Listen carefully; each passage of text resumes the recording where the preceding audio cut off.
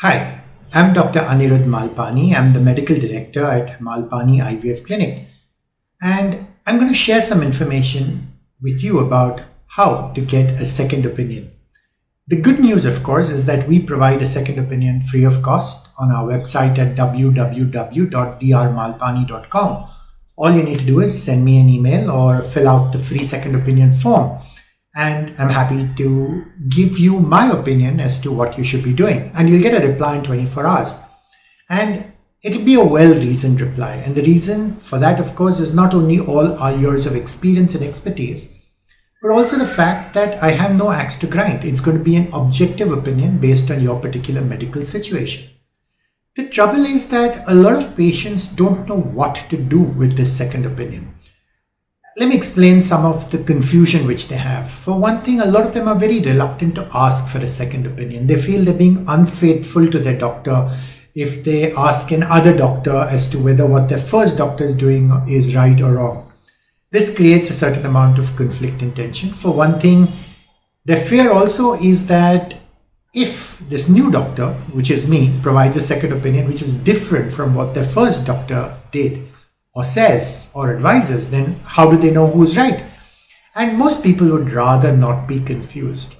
And that's a bit of a tragedy. They just rather blindly trust whoever they're going to, whether the IVF clinic they've chosen is good, bad, indifferent, completely new, run by someone who has no idea what they're doing, whether they're properly staffed, whether they have the proper equipment. Most patients don't have a clue about any of this stuff. They just go to the nearest IVF clinic or the one which offers the biggest bargain or whatever and go ahead and start treatment. And it's only when their cycles fail that they realize that they were taken for a ride, by which time sadly the damage has been done. So rule number one is you should never hesitate about getting a second opinion. And in fact, good doctors will encourage you to get a second opinion because that will increase your confidence in the advice which they're giving you.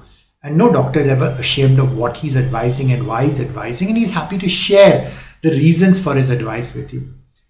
The other major advantage of my second opinion is it's all documented. It's in black and white. You can share this with friends, you can share this with family members, you can share this with other doctors in your family. You can even share it with your existing IVF doctor and say, hey, do you think this is better or could we possibly try this? Also, I think you need to understand that at some point you're going to have to trust the IVF doctor you're going to. It's very likely that there will be a difference of opinion between two doctors. After all, I'm not saying I have a monopoly on the truth.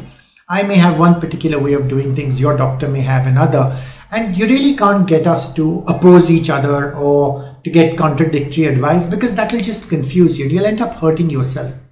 The important thing is that you need to use that second opinion to become better informed. If nothing else, then at least to ask better questions to your existing IVF doctor. Does this make sense? Can we explore this option?